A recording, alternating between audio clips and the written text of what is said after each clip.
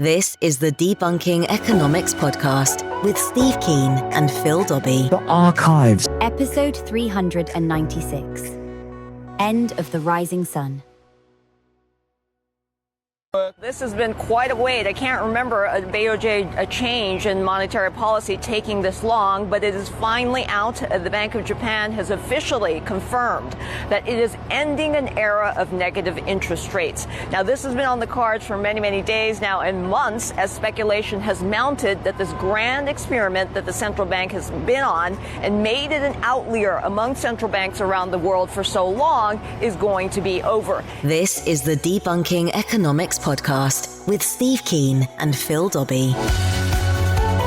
Yes, it's all changed at the Bank of Japan. Negative interest rates are no more. They weren't the only ones who tried it, but they were the last ones to give up on it. So what was the reasoning behind it? What good did it do? And what's going to change now? Or is the Bank of Japan ignoring a bigger issue that perhaps has very little to do with interest rates? We'll look at that this week on the Debunking Economics Podcast.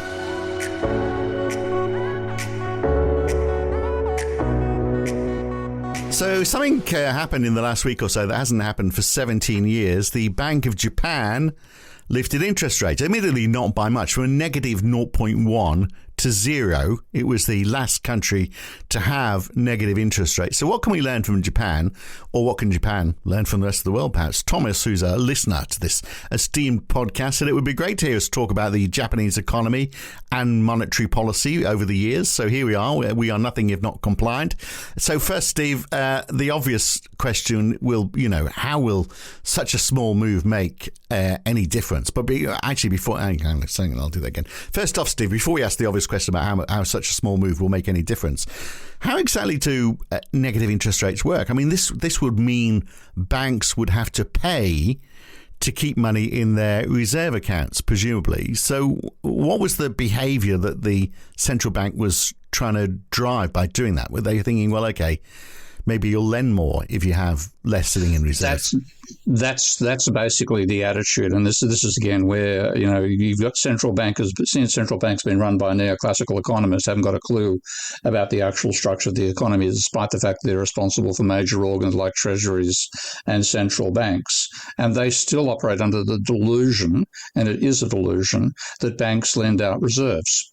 And so the idea is, well, if you pay them a negative rate on reserves, that'll encourage them to lend it out because they're going to disappear anyway. They might as well lend them out to the public. There's only one problem. They can't bloody well do it unless, and there's only one unless clause, and that is unless loans are in cash. Yeah. Physical cash. Yeah. And then it's feasible, yes. Physical cash. You've got to be able to carry it out of the bank. Because this is why I'm obsessive these days about double entry bookkeeping, because when you do double entry, by definition, there are two entries on the line, and if you show reserves going down, you can't show deposits going up. That breaches the accounting rule that assets minus liabilities minus equity equals zero. So that's an accounting error, and you can't do that. And then if you try to do it correctly, well, you've got reserves going down and loans going up, and how does the borrower get the money? Suddenly the borrower's got more debt but hasn't got more money. The only way that's feasible is if they get cash. And so if you actually want to have the neoclassical fantasy of banks lending out reserves, and they've got to be involved in a convoluted process of, first of all, taking their electronic reserves, taking bonds to get extra electronic reserves, so selling the bonds to using the reserves to buy cash off the central bank, one-for-one exchange, and then lend out the cash. And the various terms. There's a Heath Robinson machine in the UK. There's a what's his name? The old Bruce Petty in Australia. And who's the third one in America? I can't think of the name. It's Heath Robinson. Now it'll come to me at some point. Anyway, convoluted machine, which they don't do. So reserves, just so we're all on the same page. Yeah. So reserves, money gets into reserves because I have paid cash in, for example, into my bank. But it's not used because they don't need to. I mean, we don't have fractional reserve banking. If a bank wants to give a loan, it doesn't give two hoots how much it's got sitting in reserve. Those reserves are used if there is interbank transfers going on. they'd use those reserves, wouldn't they? But the main thing is that is the reserves are the conduit between government spending and the private sector, and this is because when you look at how reserves created, you said depositing cash, but of course you don't make the cash unless you do. Well, if you do, I'll report you to the authorities, of course. Yeah, so it comes to the government. It comes from the government. So the government makes the notes you deposit in a bank, which then banks have to convert from physical form into reserves by then tendering the cash to the central bank, which has got its own vault of money. If they ever do that, it's quite unlikely that they do the kitten to circulate through automatic teller machines and so on. But the reserves themselves again, in double entry bookkeeping terms, when a bank makes a loan to you, it puts an amount of numbers inside your deposit account, which is your asset and its liability, and it records exactly the same numbers against its loan account, which is its asset and your liability. And you look at when the government spends, of course, it also puts money in people's bank accounts. People don't see it because you see taxation rather than government spending, but when the government's running a deficit, in the aggregate, is putting more money into private bank accounts than it's taking out. So, government spending exceeds taxation in that case. And the balancing item on the bank's account is the increase in reserves. So reserves are created by government spending. And banks cannot lend them out. They're used for interbank transfers, as you say, but fundamentally they're there as a non-income earning asset for banks. Almost like a separate currency. It's almost like this is a currency that's used between banks rather than a currency that's used to spend. My expression is sort of about like being oil in a car rather than petrol or electric charge. Okay, you don't put oil in your petrol tank. You certainly don't put oil in your battery.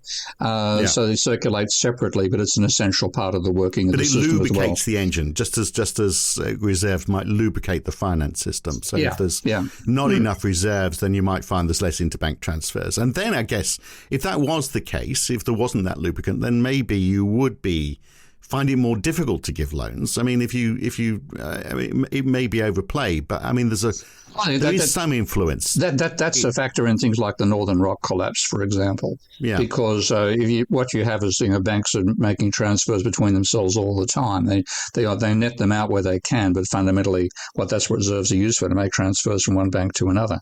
Now, if you have a bank you don't trust, and that was the case of the Northern Rock at some point, banks would refuse to accept their transfers. They would also refuse to send reserves to into transaction with Northern Rock because they didn't expect to get them back. You have all these what they call repo agreements. So you sell with an agreement to buy back, and that's part of short-term liquidity. If you get cut out of that market, then bang, yes, it's like having again using the engine analogies, like having the cylinder seize up in a V8. So the situation in Japan, Abenomics as it's been called, this idea that they'll have negative interest rates, it's founded on a fallacy then. So it will have made a jot of difference. Not a jot of difference, but the other fallacy it's founded on is that banks would then pass on this negative interest rate to depositors. So, your deposit account would then get a negative interest rate rather than earning a positive return. Frankly, I'm not particularly worried about that because, to go down to the local auto teller to get money out these days, I get charged €4 for no matter how much money I take out. I'd rather see the banks charging a negative rate than slicing your arm off when you need a bit of cash for a street vendor. But fundamentally, the problem about passing on negative rates from the reserve system to negative rates for the private system is that if you did that, people would say, I don't want that. I want to give me money in cash. At least the cash doesn't deteriorate. Okay. Well, so in fact, what a bank would do, if a bank is faced with extra cost, they're not going to say we're going to charge you proportional to the amount of your deposits. They're just going to say we're going to charge you to have an account. We're going to charge you to have a credit card. We're going to charge you to have a deposit account. We're going to increase our bank charges, and that's not going to change your spending behavior in any way whatsoever, is it? Well, no, it might change the way you store your money, and that's one reason a lot of these central bank types have also pushed negative rates and interest on reserve accounts, also pushed for the abolition of cash, because their idea was if you have a negative rate on a deposit account, that's going to encourage you to spend, and in its own way, that's a bit like gazillion currency, which is actually is a good idea to cause higher circulation from a set amount of money, but that would have mean abolishing cash, and like I'm implacably opposed to that because they don't want people who don't understand money controlling money. But that's what we have right now. And if they abolish cash, they'd have even more stupid ideas they could put into process. So this is one reason that I don't support the idea of negative rates. If they knew what they were doing, maybe, but they don't. And that's one reason why we have such a tough economy. And it's hard to argue that it worked anyway, isn't it? Because if you look and you see, well, okay, negative rates started back in 2016. It looks like bank lending has been falling consistently since 2016. So the reason that it was put there for just hasn't worked. Absolutely. And the thing is, there's too much private debt. This is the other thing that conventional central bankers don't get their head around. Private debt should be of the order, in my opinion, and this is an opinion, not something I can derive analytically, between 25 and 75% of GDP. That's because you have to have a certain amount of debt for working capital for corporations. You need it to buy large consumer items, which is what houses should be, cars and so on. You need it for entrepreneurs. So there's a reasonable reason to have some debt in existence for those reasons. But of course, Japan peaked at 225% of GDP. More than that, I think, actually. Yeah. But anyway, that ratio. Order. Yeah. And that's just astronomical. I mean, is that the highest in the world? It wasn't. No, in fact, Denmark at 100, there is something rotten in the state of Denmark.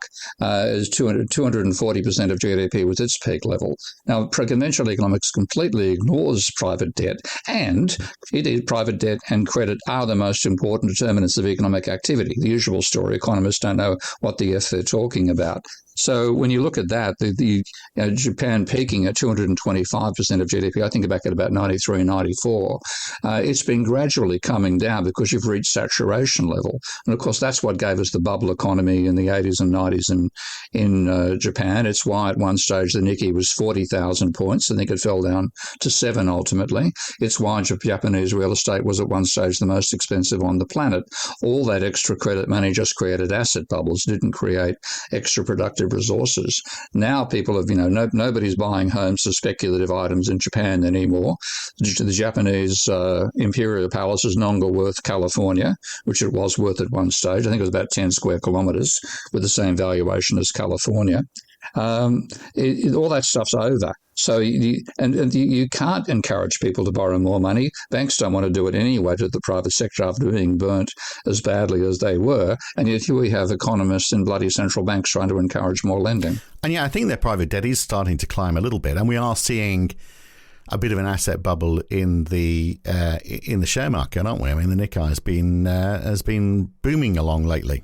Yeah, they're certainly turning up. I mean, any asset market, when you see it rising, there's almost always, which I think pretty universally always, increasing private credit behind it. And they'd be doing it again because, again, the bubble economy, we are talking 1980 to 1990. A lot of those, bankers have died, replaced by new bankers, and they are now back trying the same old game of pumping out debt there because, again, if they're trained by mainstream economists, they don't know what the F they're doing. So we're back in the world of active delusions. Now, a lot of people talk about Japan as a great example of MMT in that government spending has been very high. They are the poster child for MMT for some people.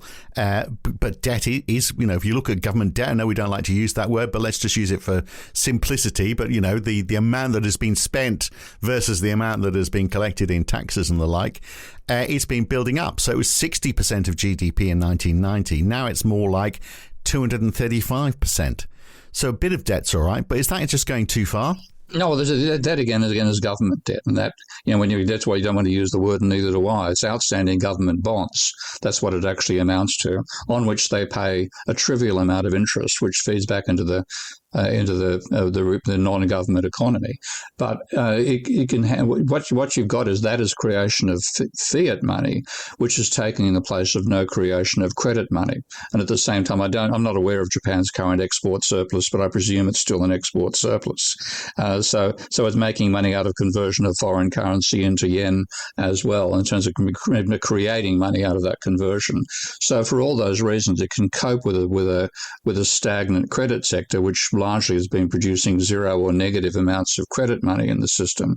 But that basically shows you can continue a fiat money system going, even with the drag put on it by an overly borrowed private sector with too much private debt. But it is a stagnant economy, though, isn't it? It's not just the fact that people aren't borrowing. The economy is stagnant. The money supply is growing at something like 2% a year, which doesn't seem enough. It isn't enough. And if you have a growing economy, again, back now, there's the usual caveat about climate change. But if the economy growing, you basically need the money creation to be equal to the rate of economic growth divided by the velocity of turnover of money. And if you want, like a 3%, or say, including some inflation inside, like a 4% growth, you need 2%. So they are, and that is constricting the system. So what you again have is that no capitalist economy has grown without a growing money supply, virtually ever. You might find a couple of quarters where that doesn't apply, but that's the general rule. So what you've got is with a credit system which is stifling the economy because of too much lending for the bubble economy and still the hangover of excessive debt and all the real estate speculation, and you have the government restricting its deficit. You've got an economy growing too slowly in financial terms, and the financial authorities say, hey, why don't you guys grow physically faster?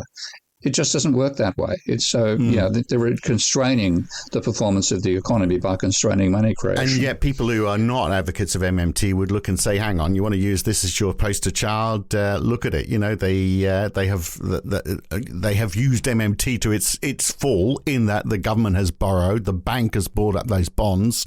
This is what MMT is advocate. But look, you've still got a stagnant economy. You're still going nowhere. And that's why I'm not, I'm conversant with and support MMT in its analysis of how government creates money, and I add to it the role of the credit system, and that is quite compatible with MMT, which my Minsky software makes it easy to combine analysing the two. So that's what I do practically.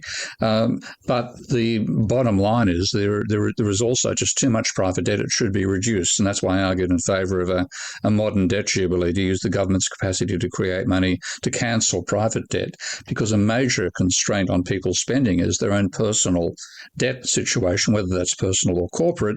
They look at that debt, they think, oh, I don't want to spend too much, I need to save more money. And when the private sector tries to save more money, since it can't actually create money, what it ends up doing is slowing down the circulation of money. You get less growth coming out of it. So if you wanted to really be effective, and it isn't just a case of, let the government create the fiat money, I'd also be using its capacity to cancel private debt and reduce the debt burden, which is the private debt burden is the major reason why people aren't investing in Japan. Right. Okay. Well, look, when we come back, we'll look more at that monetary policy, the fact that the central bank is holding so many of the government bonds, but also, such a big thing is being made out of what seems like such a small move. What is the significance of that? We'll look at it when we come back. It's Debunking Economics Podcast. Me and Steve, back in a moment. This is the Debunking Economics Podcast with Steve Keen and Phil Dobbie. So yes, we are looking at Japan this week on the Debunking Economics Podcast. The fact that they have moved from negative territory to zero in terms of what their interest rate is. It happened in the last week or so.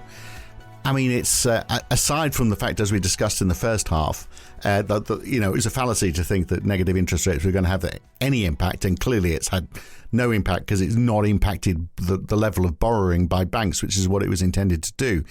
But from minus 0.1 to zero, I mean, a lot of people are saying this is very significant because it marks a move out of negative territory.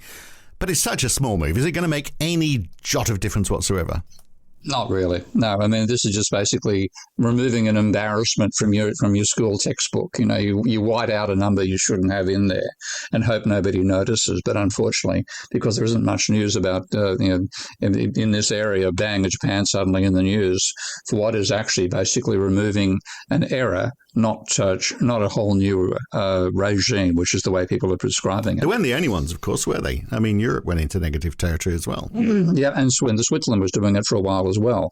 And the trouble is they basically thought the private banks would pass on negative rates, which is a cost for them, to negative interest on the deposit accounts. And, this is where competitive issues come in. Do you want to be the first bank offering a negative interest rate on deposit accounts? So it didn't happen. So So again, that's another embarrassment that was slowly removed. So inflation's interesting in Japan, isn't it? In that they haven't had a lot of it. Now they're starting to get it. It seems like they're starting to panic. And yet it's exactly what they wanted. In fact, if you've got massive private debt, inflation's going to help with that.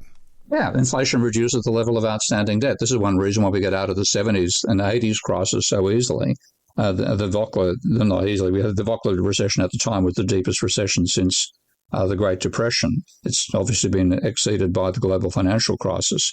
But that one reason, and Minsky spoke about this before it happened as well, he sort of said that if you have high debt levels and high inflation, then the inflation itself erodes the debt burden and enables you to get back to restart the next stage of the cycle more effectively. So inflation does reduce the real debt burden. And that's one reason why the Great Depression was so great, because rather than inflation, they had deflation. Prices were falling at up to 10% per annum for the first 2 or 3 years of the Great Depression. And that meant, as Fisher put it, the more people paid, the more they owed. The fact that people were paying down debt was a major cause of the falling prices. People were doing liquidation sales to get money in and using money to pay their debt down and so on. And what you get was, you said, the more debtors pay, the more they owe. The debt burden actually rose from 30 to 32 as a proportion of GDP, even though the absolute level of debt was falling by, again, about 10% of GDP. And their low inflation, is that anything to do with what the Bank of Japan has been doing, or is it, I think part of it is cultural, isn't it? I mean, we have seen an increase in wages lately, but I mean, there's a culture within Japan, from what I hear, where, you know, people have worked for one company all their life. You really can't ask for big wage increases, although we are starting to see 5% pay rises now. But what is the cause for lack of inflation, or even, I mean, they've been through years of deflation as well, which is very problematic for an economy. Well, that's basically, again, the aftermath of having the bubble economy in the 80s and 90s. I mean, the incredibly fast rate of increase in private debt, mainly fueling people buying both shares and houses. So you had that huge increase in real estate prices and huge increase in the Nikkei. But it also meant, this is a peculiarity of Japan. Japan has a higher level of private debt to GDP than America or Europe, largely because Japanese corporations work in a conglomerate called a keiretsu. And in the keiretsu, there's a bank which is basically compliant and provides the funds that the industrial elements like Mitsubishi or Mitsui and so on, those particular keiretsus, want for investment. So what you have is a high level of debt-financed investment in Japan compared to America. And the aftermath of this has been that people, because the companies themselves now carrying this debt and still have to service it, they focus their revenues on debt repayment rather than on innovation. So again, you get a stagnant level of investment coming out and a slowly growing economy. And with the slowly growing economy, you don't have much in the way of domestic pressures for wage rises or corporations passing on higher government spending, as American corporations did during the COVID period. So you don't have those inflationary pressures. And again, because of the seeing largely stagnant demand, you again have potential for workers not to be demanding wage rises, corporations not increasing their markups. You get falling prices out of that, and that comes back and amplifies the debt problem. Right, and as you say, lack of innovation, and they have a problem now, don't they? In that we think Japan, we think cars. They are still exporting cars, but China is exporting more than Japan now. And when it comes to electric cars, it looks like China is well ahead. Yeah, and this is the irony. I mean, if you ever remember the old movie The Rising Sun, I forgot, it was Wesley Snipes. I've forgotten who the other major American actor was. I think it was actually John Travolta. But the point of that movie was that Japan's taking over everything. I think at one point in the movie, the line for the Japanese were trying to understand domestic consumers in America. And Travolta said at one stage, the secret to American culture is Japanese technology. Well, that's gone by the wayside. So the innovation stopped at the end of the bubble economy period, largely because the corporations were carrying too much debt to be able to both invest and service the debt. So investment dried up. You didn't have the level of innovation. And now Japan, if you talk about Japan as a center of innovation, people say, what about my iPads? What about my Tesla? What about Japanese, Chinese? So Japan has fallen by the wayside in every sense. And yet they still have high productivity, but I think that is just a leftover, isn't it? That they had a high level of mechanization, that's still there, so they still get high productivity per worker. But it's probably not going anywhere. Yeah, and you don't have the extent to which Japan was penetrating export markets back in the 1980s, and it was huge, 1970s, 1980s. That's come to an end. Without the innovation, you can't penetrate the other markets. And so the innovation has shifted to America, where it initially began, and also China. So what about the level of government bonds then held by the Bank of Japan? It's been increasing. I mean, it's 54% is the last number I've seen of all Japanese government bonds are held by the Bank of Japan. And they are going to keep buying them. They're saying they're ending their yield curve control, which is basically buying up bonds to try and control the interest rate. And they're still, they're going to be still doing that as needed, but in a less rigid way than before, perhaps. But so, I mean, that percentage could increase. Is that a problem, or is this, MMT argument that, well, perhaps that it doesn't really matter? It's MMT because, again, we do the accounting, do the double entry bookkeeping, and you see that the only role of government bonds, the effective role, is to make sure that the reserve account of the account of the Treasury at the central bank is non-negative. So it's normally called CRF, Consolidated Revenue Fund, or some term like that. Whatever the exchequer is called in the UK, and another term, the same thing. What actually happens at the moment is the government runs a deficit. The Treasury is required to issue bonds equal to the deficit plus interest on existing bonds. Those bonds are then issued. They're normally auctioned. I think the central banks actually control the auctions, and they're purchased effectively by the reserves that have been created by that deficit and previous deficits. If there's not enough reserves outstanding, the central bank buys the bonds in the secondary market to enable those reserves to exist to buy the new ones. Now, all this complicated process could be replaced simply by the Treasury running a deficit and then producing bonds equivalent to the deficit and selling them to the central bank. And they would say they'd say they're doing that. They're buying it. I mean, without necessarily understanding the process, they would say they're buying it. I'd assume because they're trying to keep interest rates low, so that the cost of borrowing stays low, and also the cost of them servicing their debt. It doesn't really matter if it's the central bank that's buying it up, but all of that keeps interest rates low. And I guess also it means there's less bonds being sold to those pesky foreign buyers who do want to be paid, and they want to be paid in an international currency.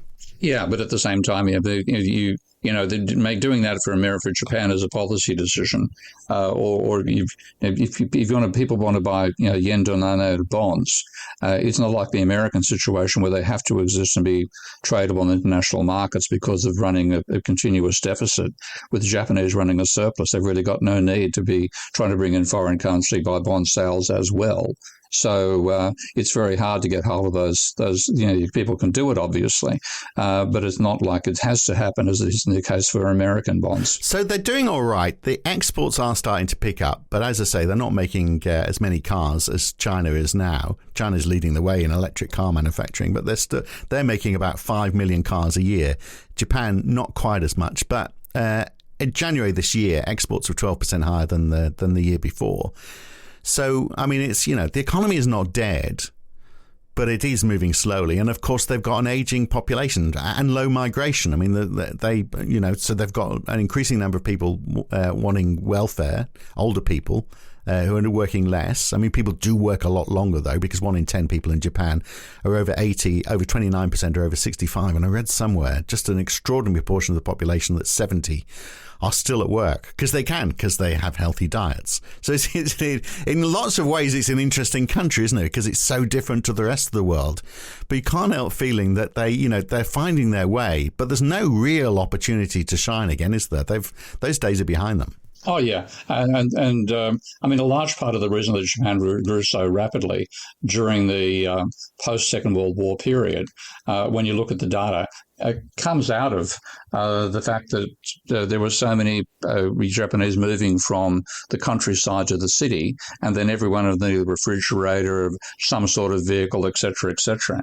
And that gave you like a positive feedback within the country itself for innovation.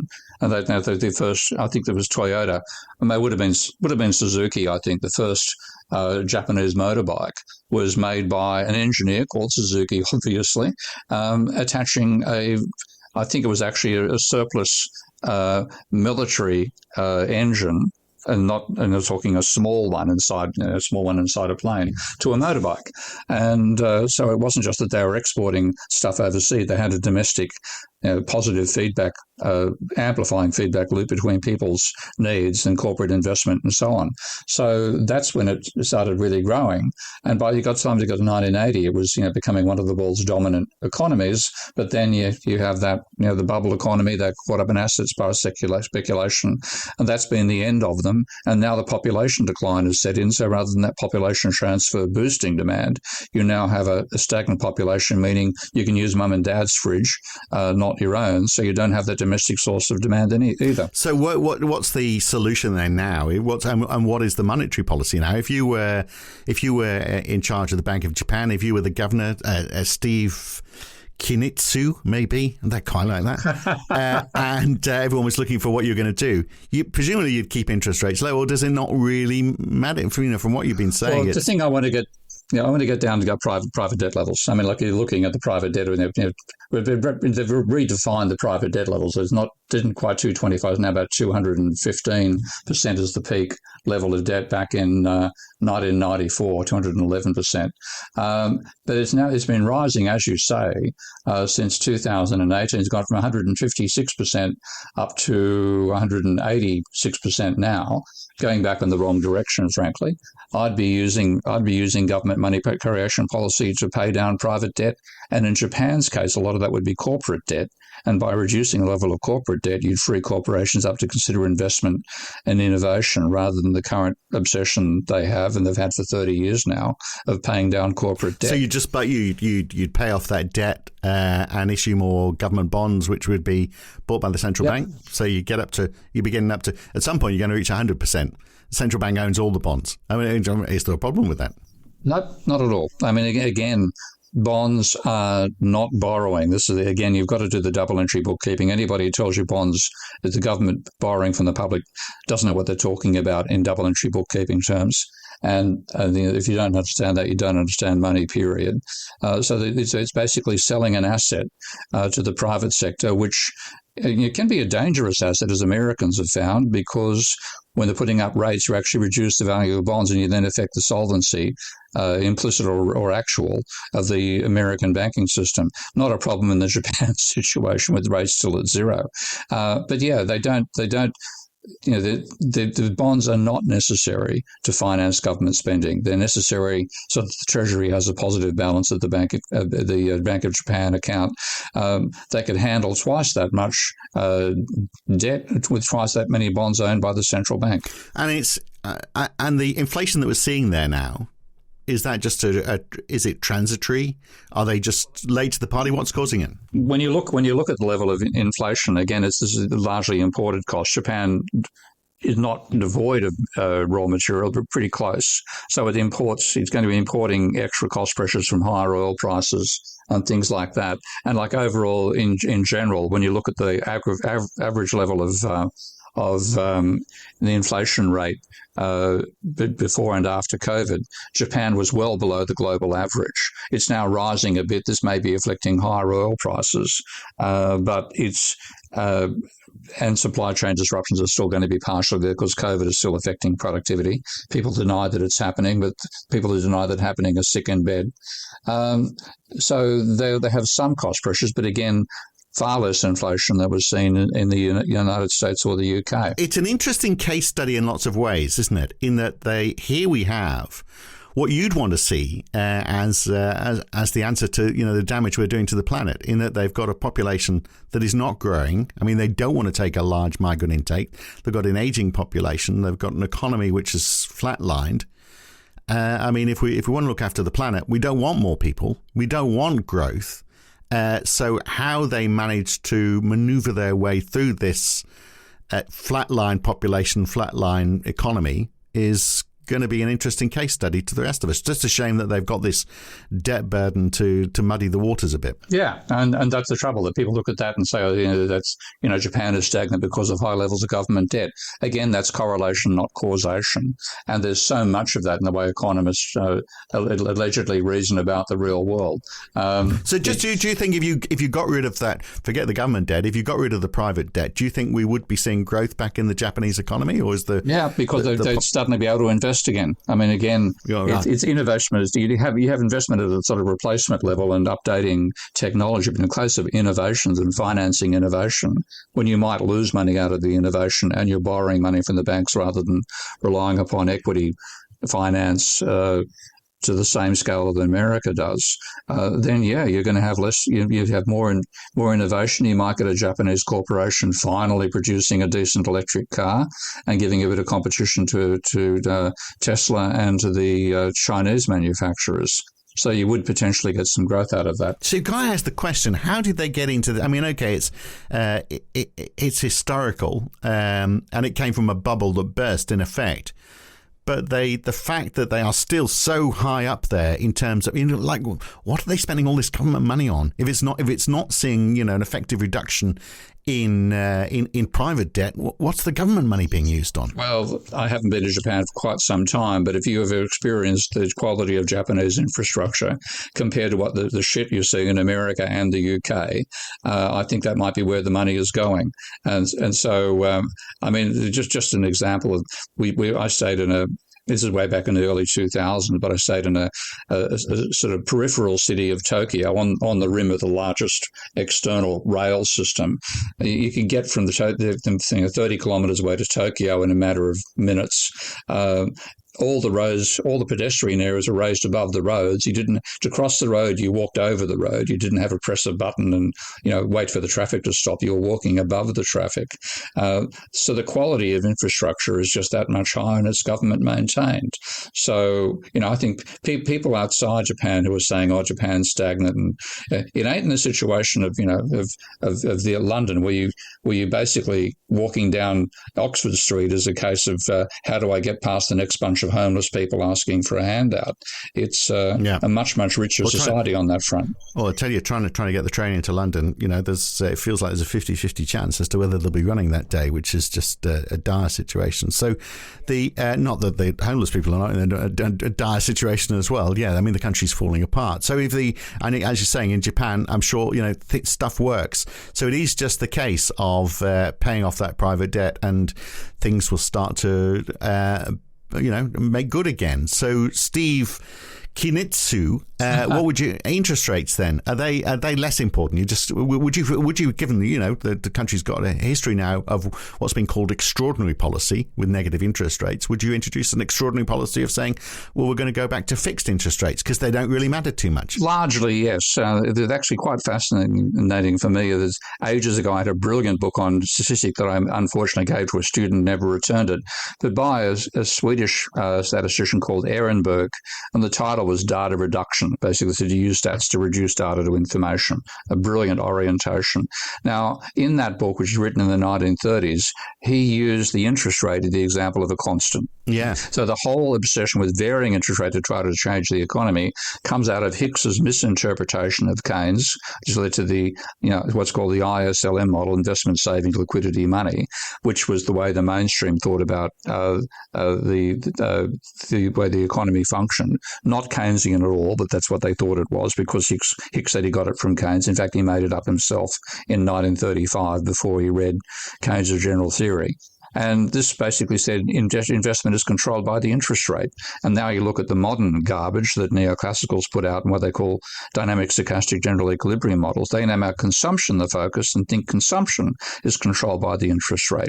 So that's why interest rate has become an obsessive tool of government policy, misinterpretations of Keynes and stupid neoclassical models that believe when you go shopping, you're calculating the long-term interest rate and the long-term impact of the, whether you buy that extra a bar of chocolate on the inheritance you're going to give to your descendants in 2 centuries' time.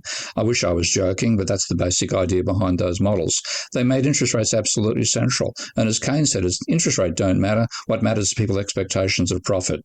Low expectations of profit, you've got low investment. High expectations, you get high investment. The interest rate is largely irrelevant unless you increase it so much that you crush the economy, which is what happened on the Volcker. So on Japan then, just finishing, and we don't give financial advice. Obviously, we're not that sort of podcast, but if we were, I guess if you were looking to see when's Japan going to bounce back, you wouldn't be concerned about interest rates or the policies of the Bank of Japan. You'd just be looking at that level of private debt to see how quickly that's coming down. That's the one, and unfortunately, at the moment it's going up. Wrong direction, guys. Yeah, because they're borrowing to invest in the share market, clearly. Back to the same old ways. Anyway, we'll leave it there for now. Good to talk, Steve. Catch you next week. Thank you, mate. Bye. The Debunking Economics Podcast.